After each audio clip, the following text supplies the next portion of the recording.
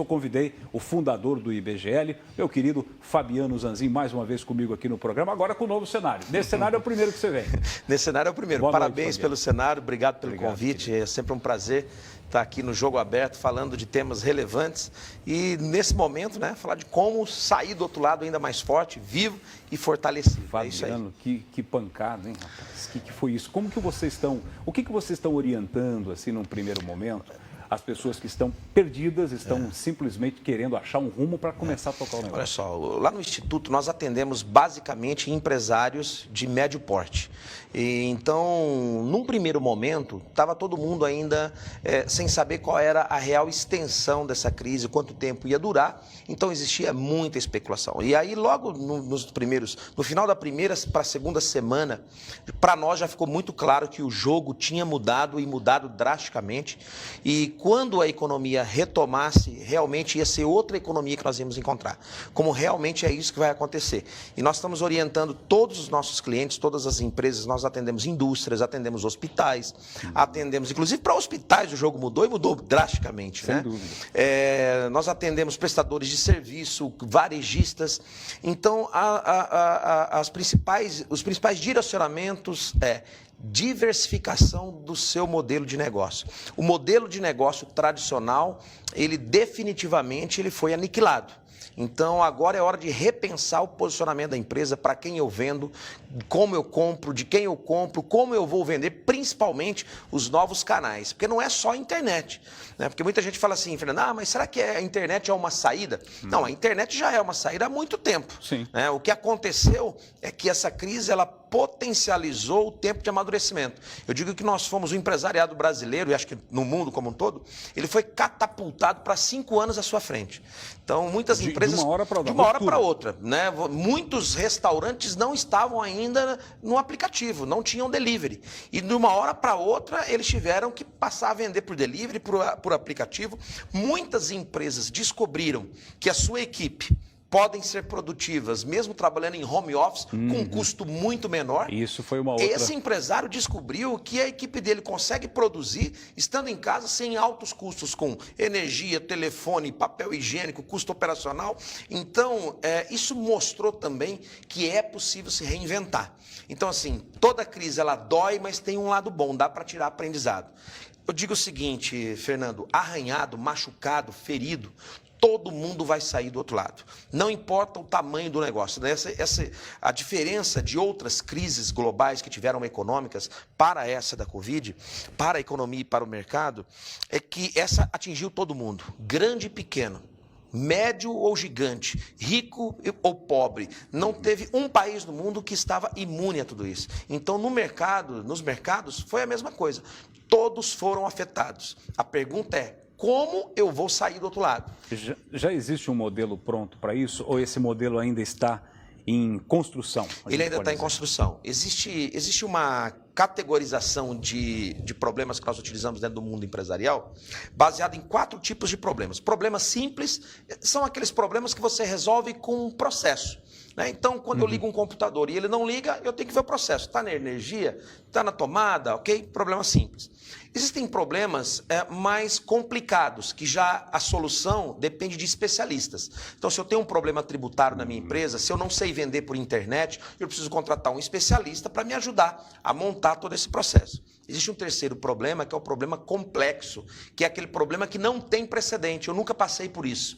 E nos problemas complexos, que é o que nós estamos vivendo, não tem o certo e o errado. Eu tenho que fazer testes. Então, a receita do bolo você precisa testar. Você vai ter que fazer testes, vai ter que negociar com seus parceiros, com seus stakeholders, vai ter que testar novos produtos, novos canais. Então, se antes você atendia só um público A, você vai ter que experimentar atender o público B, C e D. Se antes você era concentrado apenas em um canal de distribuição, agora você vai ter que pensar em 2, 3 ou 4 canais e assim sucessivamente. Um exemplo também disso, né, Fabiano? A gente tentando transferir para um modelo, é o restaurante, né? Imagina um restaurante que dependia de um fluxo intenso de pessoas ali, tinha um número de cozinheiros, um número de garçons. Um custo fixo altíssimo. Esse é um exemplo clássico? Esse é um exemplo muito legal de dar, porque é o seguinte, às vezes o pessoal acha o seguinte, quanto mais eu faturar, melhor. Nem sempre, porque quanto maior o seu faturamento, maior também o teu custo variável. Então, o que acontece? Muitos donos de restaurantes colocaram todas as suas energias nos aplicativos e tudo mais. É óbvio que a sua receita caiu em relação ao que era antes, só que o seu custo fixo também caiu drasticamente. Então, muitas vezes o percentual de margem de contribuição talvez aumentou, ok? É óbvio que talvez não sobrou lucro, porque os custos já vinham sendo arrastados. Sim. A folha de pagamento continuou a mesma, as obrigações, os impostos. Esse foi um dos grandes problemas, porque qual foi o grande desafio de tudo isso que nós vivemos? Que a receita das empresas foi estancada.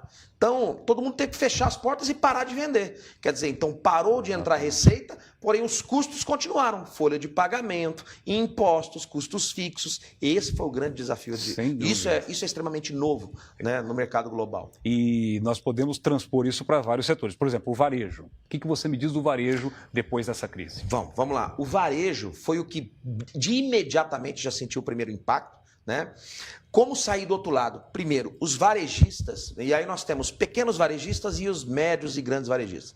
Os pequenos varejistas, para sobreviver, eles já tiveram que imediatamente criar novos canais de vendas.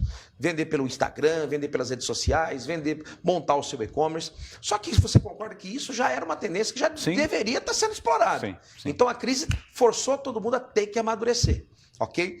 Agora, diversificar o seu canal de venda, entender se o teu mix de produto está condizente com a real necessidade e o momento. Porque as pessoas reviram necessidades. Exatamente. Também, né? Eu vou dar um exemplo. Eu fui comprar um microfone, né, por um aplicativo na internet, que eu faço lives, e estava em falta.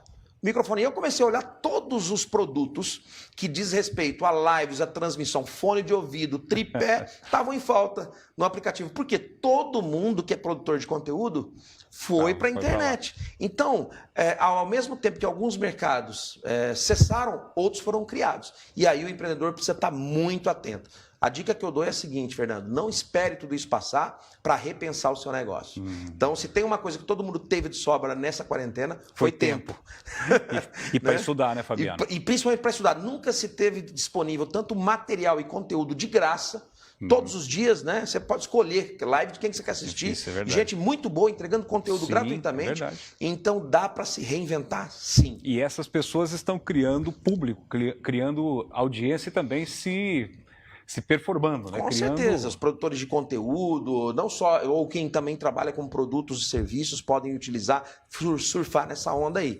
Então é assim, de fato e de concreto, é que não existe uma receita pronta.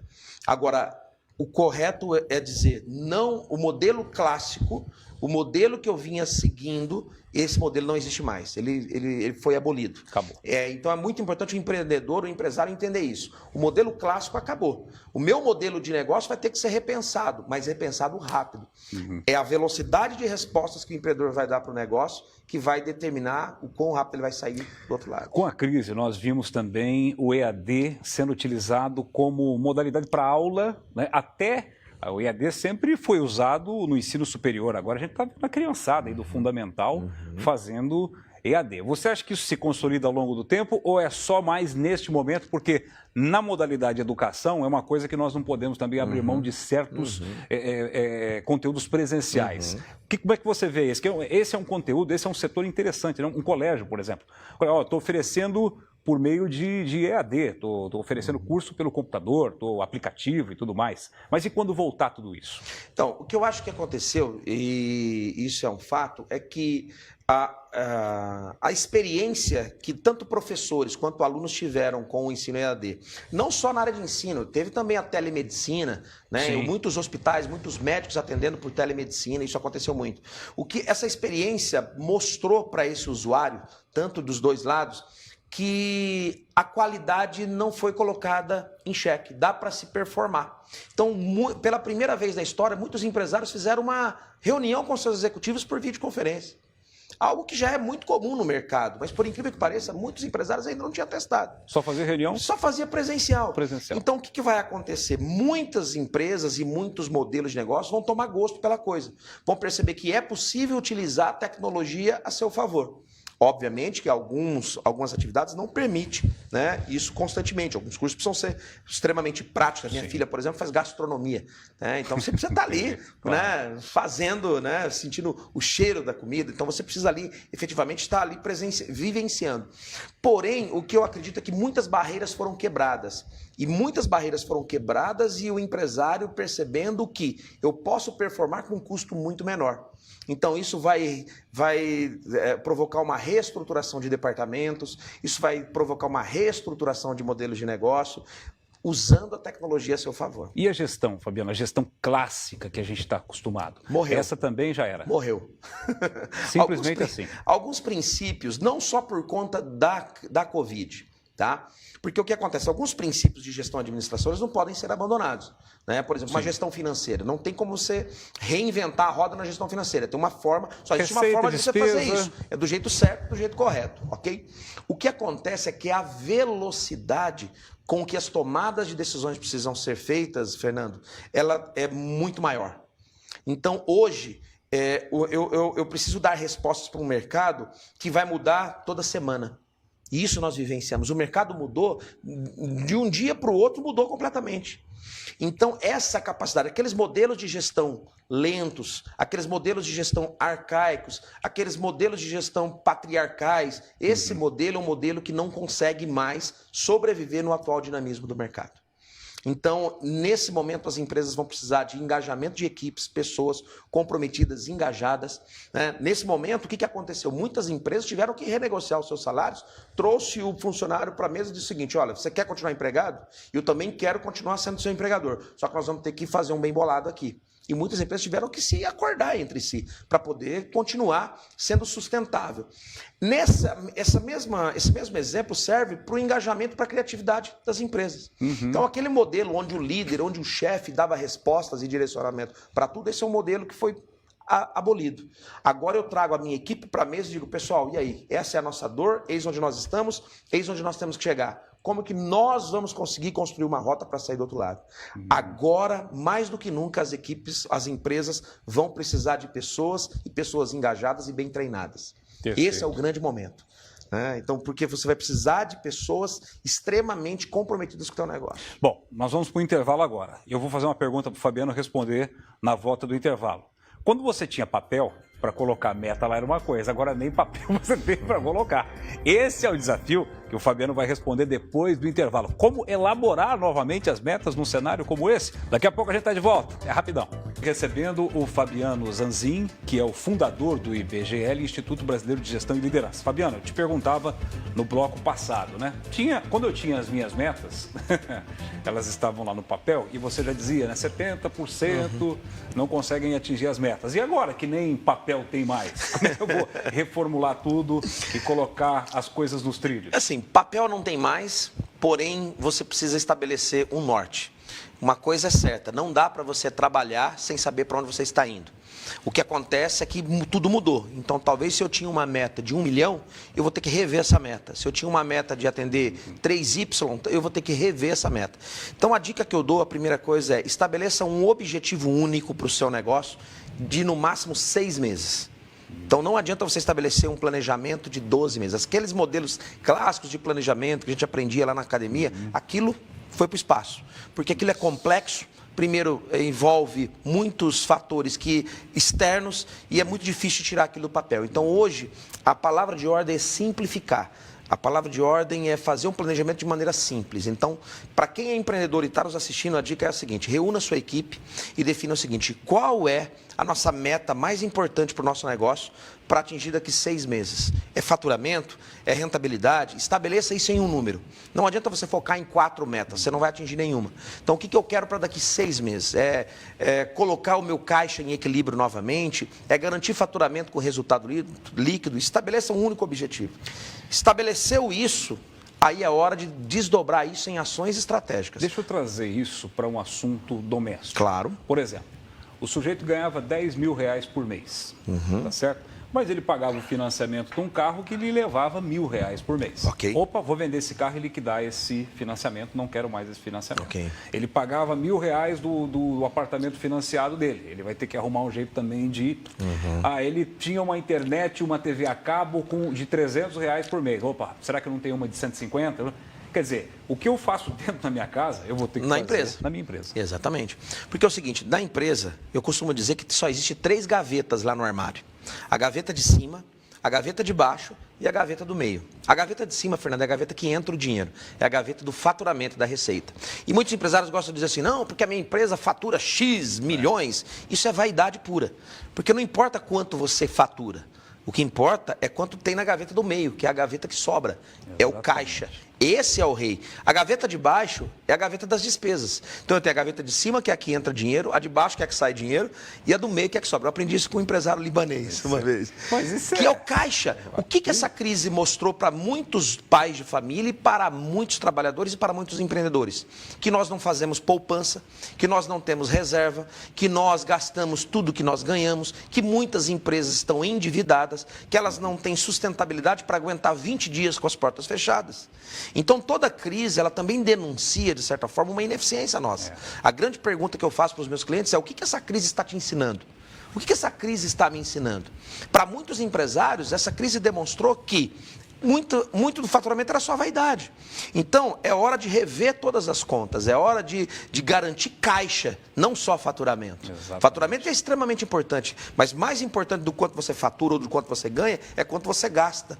Exatamente. Porque é isso que vai fazer o caixa, né, te dar sustentabilidade. As empresas que vão sair do outro lado menos machucadas são as empresas que têm fluxo de caixa. Certo. Quem sempre teve boa gestão de custo, quem sempre trabalhou com a torneirinha bem apertada... Sofreu menos. Sofreu menos. Mas isso não significa também que vai ganhar mais. Porque agora tem um outro detalhe. Para a retomada, se você tem os seus custos enxutos, você já tem a tarefa de casa bem feita. Para quem não fez essa tarefa, faça e faça rápido. Agora, a segunda coisa é o seguinte: eu preciso buscar receita. E buscar receita é colocar força e energia naquilo que vai te trazer novos negócios para você. Então não adianta um empresário sair cortando tudo.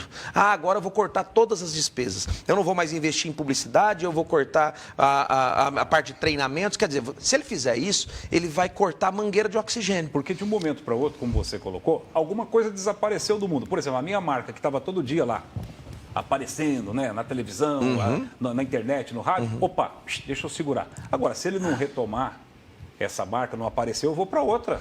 Eu quero me lembrar de alguma coisa e eu vou me lembrar de outra. Não adianta ele cortar a mangueira de oxigênio. O oxigênio de uma empresa é o departamento de vendas. Ele precisa continuar vendendo. E para ele continuar vendendo, ele vai precisar continuar com ações de atração. O que são ações de atração? Como é que o cliente vai encontrar o meu produto ou o meu serviço? É pela internet, é pela televisão, é pelo rádio, é por ações offline. Então ele tem que agora é hora de rever, inclusive, as suas estratégias. Então agora não é a hora dele desaparecer, agora é a hora dele aparecer. Sim. Ok? Precisa montar um bom planejamento em cima disso. Isso é o inverso da lógica do cara que está economizando onde não pode economizar. Você não pode fazer uma economia burra. E aí, Fabiano, eu vou te perguntar uma outra coisa que é importante para quem trabalha com venda, para quem não para o dono, mas para o cara que trabalha com venda, o consultor, o executivo. Lá. Você treinando hoje, você vai ter que falar para esse cara: esqueça tudo que você viu até agora. Pegue novas ferramentas. O que você diz para esse cara, Fabiano? O cara chega lá e fala: eu vendo publicidade, ou eu vendo celular, eu vendo eletroeletrônico. Qual é o novo modelo que está brotando aí? Usar ferramentas de comunicação. O que ele vai ter que fazer agora? As ferramentas, Fernanda, elas não mudaram, elas não vão ter ferramentas novas. O que vai haver é uma nova relação de consumo. Primeiro, o poder de compra das pessoas vai diminuir.